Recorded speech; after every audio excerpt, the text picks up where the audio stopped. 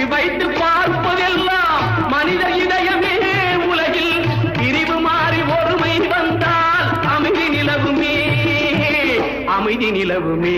நீங்கள் நல்லா